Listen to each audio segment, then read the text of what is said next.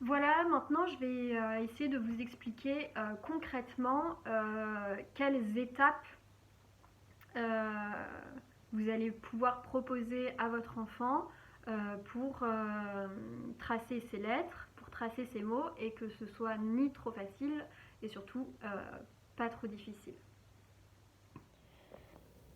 Alors, quand votre enfant découvre une nouvelle lettre, que c'est nouveau pour lui ou qu'il a encore du mal à la tracer, on va utiliser le doigt pour pas avoir la difficulté de tenir en plus le crayon.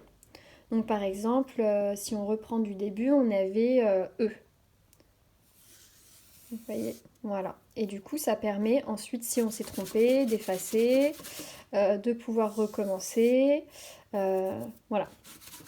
Ensuite, c'est pareil, quand vous allez avoir un mot nouveau à écrire, l'enfant va pouvoir s'entraîner dans la farine. Donc là, je vais faire celle qui me trompe. J'écris le E, puis après, ah non, j'ai pas repris au bon endroit. J'aurais dû attacher, donc je vais effacer et je vais tracer tout mon mot. Voilà. Et comme je ne suis pas en train de tenir l'outil et que je peux juste faire ça pour me corriger, c'est quand même, euh, c'est quand même plus simple pour votre enfant et ça l'aidera à se sentir en confiance. Une fois qu'on s'est bien entraîné avec son doigt dans la farine, on va s'entraîner à tracer les lettres qui ont été travaillées avec un crayon à papier. J'insiste sur le crayon à papier parce que vous pouvez même voilà, voir de vous-même que quand j'utilise un crayon à papier, ce doigt-là n'a pas besoin d'appuyer beaucoup pour que le crayon écrive. Alors que si j'utilise un stylo, ce doigt-là, il doit appuyer beaucoup plus fort. On doit le tenir vraiment d'une certaine manière pour que la bille écrit bien. Donc c'est quand même un outil qui est difficile pour les enfants qui sont en train d'apprendre à écrire. D'abord, si on sait tracer les lettres avec le crayon qui trace bien facilement, c'est très bien. Donc, on reprend comme si on était au début de notre apprentissage d'écriture. On avait dit que les premières lettres qu'on voyait, c'était les lettres qui forment des boucles. On va imaginer qu'on s'était déjà bien entraîné dans la farine pour faire le E. Et donc, on va passer, une fois qu'on a fini avec la farine, on va le faire avec le crayon à papier. Donc je m'entraîne, puis si je vois que j'arrive pas trop, que c'est un peu difficile, je peux repasser à tracer dans la farine et puis après revenir sur la feuille. Vous voyez que moi au début, quand je propose d'écrire sur une feuille, il n'y a pas de ligne. Il y a des enfants qui vont écrire d'abord très gros, on va leur dire ah il est très bien réussi, ton E par exemple, ce E là est très bien réussi, ce E là est très bien réussi.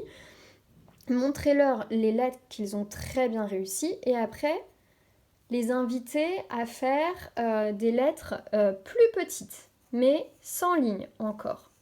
Une fois qu'il s'est bien entraîné, qu'il y arrive, on peut passer à la lettre suivante. Il faut l'aider à, par exemple, à voir que le E c'est une petite boucle et puis le L ça va être une grande boucle qui monte beaucoup plus que le E. Et s'entraîner. Et puis il y en a qui vont être très réussis et puis il y en a d'autres qui vont être moins réussis.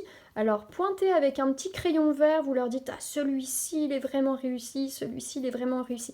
Qu'est-ce que tu penses de celui-ci? Ah oui, il est moins réussi. Mais surtout qu'ils puissent voir quand ils ont vraiment réussi, c'est encourageant pour eux. Voilà, on s'entraîne sur le papier. Après, quand on réussit bien à faire les lettres seules, donc seules les lettres toutes seules au début, on va passer aux lettres qu'on met ensemble pour faire un mot, donc sans lever le crayon.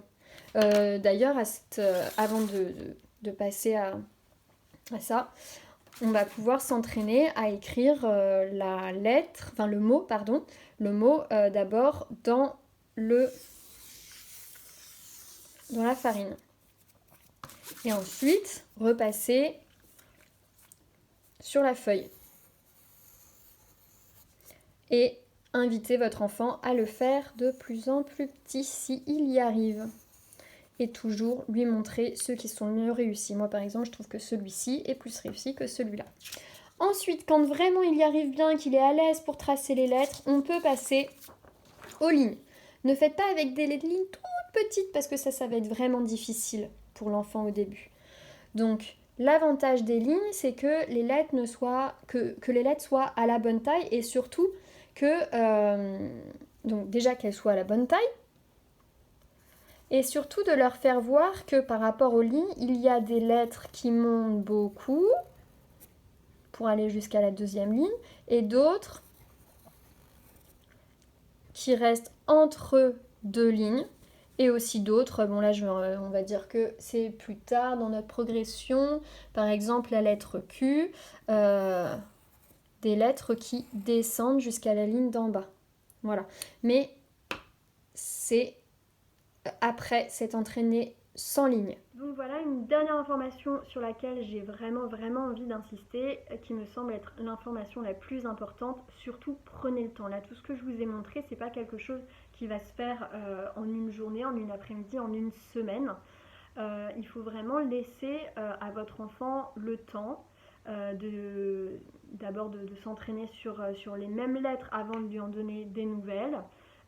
Il faut bien lui laisser le temps de s'entraîner dans la farine avant qu'il ait à le faire sur une feuille. Et quand il le fait sur une feuille, bien lui laisser le temps de s'entraîner, de réussir avant de lui donner la difficulté en plus qui est de le faire entre les lignes. Voilà.